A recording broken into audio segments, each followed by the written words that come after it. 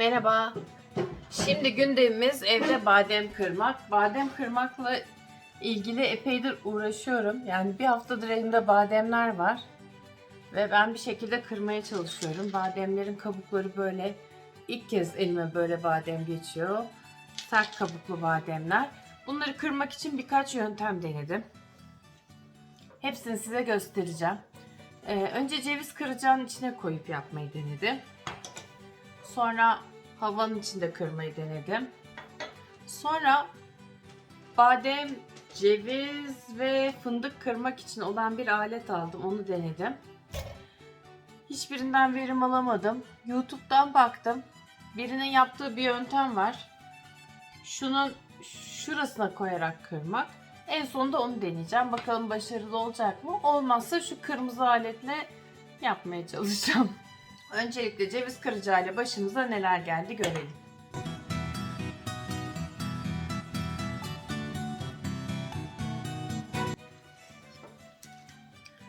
Bunun içine koyuyorum. Bazı küçük olanlar şuraya oturuyor. Bir kere etrafa çer çöp sıçrıyor. Mutfak kirlendi.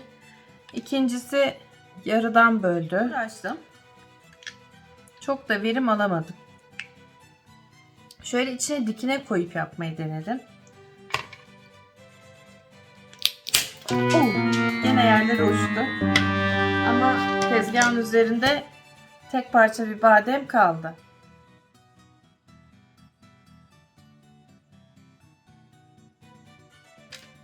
Sonra acaba havanla mı kırsam diye düşündüm. Havanın içerisine attım.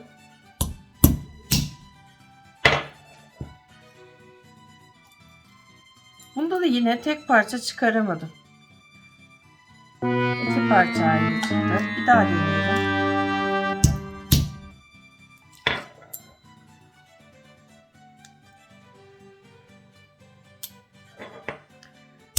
Sert vurunca içindeki de kırılıyor. Yavaş vurunca kabuk kırılmıyor.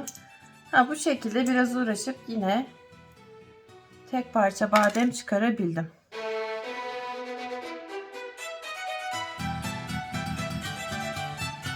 Peki bunlarla niye uğraşayım?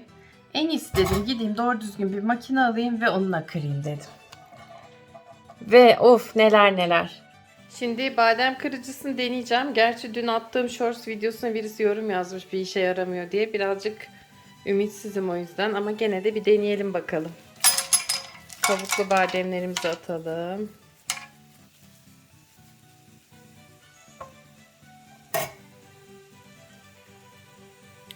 Şimdi şuradan çevireceğim. Bir saniye.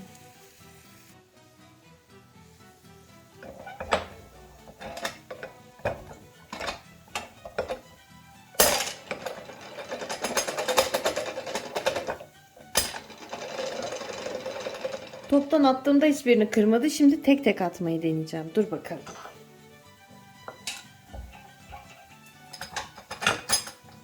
Hayır.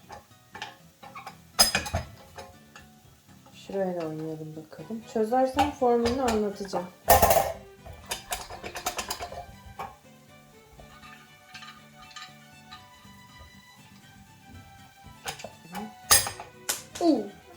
Galiba olacak.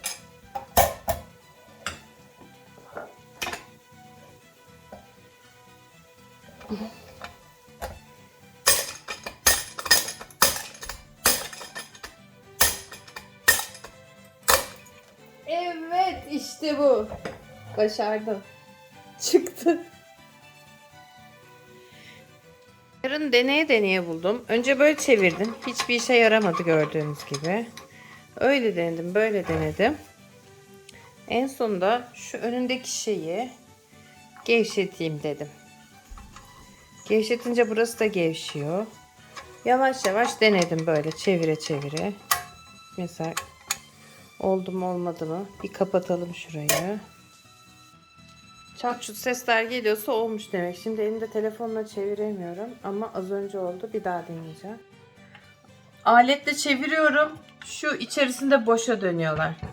Tek tek koyuyorum, çoklu koyuyorum, olmuyor. Alttan çıkanlar şuradan fırlıyor mutfağın bir yerlerini, birilerinin gözüne gelse kör eder. Sonra ben önüne şöyle streç film koydum. En azından bir şekilde fırlasa bile aslında şöyle önce tekli yapalım. Çeviremedim ya. Şu içerisindeki yerin genişliği önemli. Orası çok geniş olursa kırılmadan alttan çıkıyor. Bakın mesela çıktı şimdi alttan. Çok dar olursa da şuradan sıkabiliyoruz. Orayı daraltıyoruz. Bu arada benim koruyucu katmanım çıktı, bir saniye. O olmazsa telefona bile gelir, telefonu kırar bir de.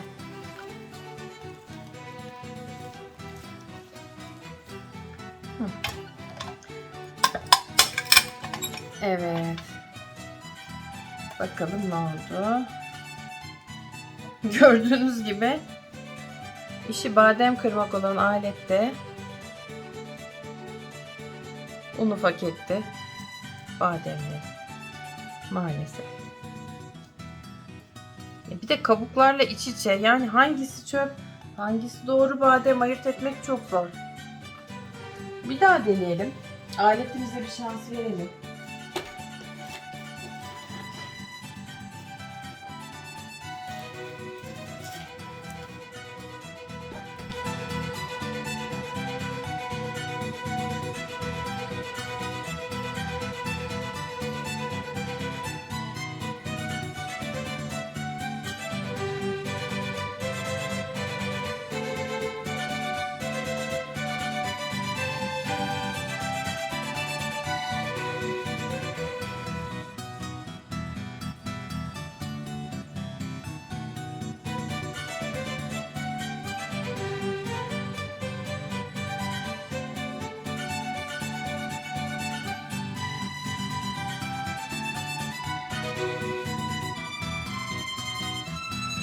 Şimdi YouTube kanalında görmüştüm. Bir tane böyle kıracak ya da çekiç gibi bir şeyin arka tarafına sokmuştu. Onu deneyelim bakalım. Bazen YouTube'a bir şey koyuyorlar. Ama gerçekte uygulanmıyor. Bakalım yapabilecek mi?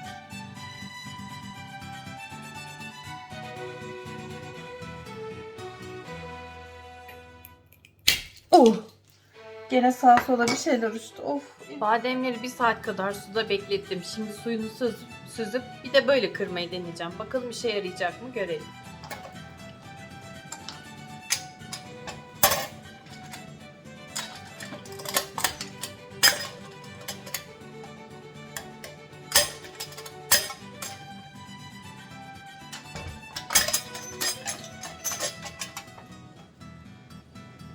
Bademlerinizi kırmayın.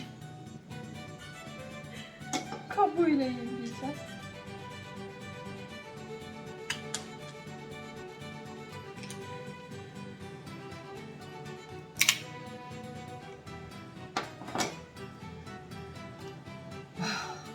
Evet, bir tane daha çıkartmayı başardım. Bilemiyorum hangi yöntem daha iyi. Sanki havanda kırmak mı daha iyi, bu mu? Hiç karar veremedim şu an.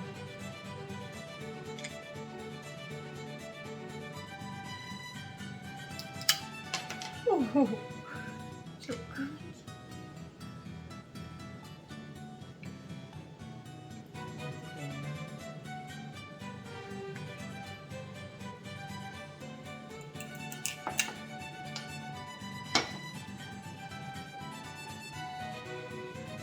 Harika. Öyle bir kırıldı ki hem bademe ulaşamıyorum hem de ikiye bölündü içindeki malzeme. Evet.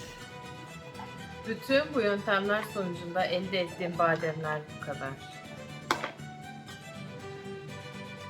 Bu durumda videomuzu nasıl kapatıyoruz? Lütfen bademleri kolay kırabiliyorsanız bana yöntemini söyleyin. Ama YouTube'da gördüğüm yöntemler işime yaramadı. Ya uyguladığım yöntemlerden yaptığım hata varsa hatamı düzeltebilirsiniz. Lütfen yorumlara yazın. Çünkü elimdeki bademleri ziyan etmek istemiyorum. Taze taze yemek istiyorum fakat kıramıyorum.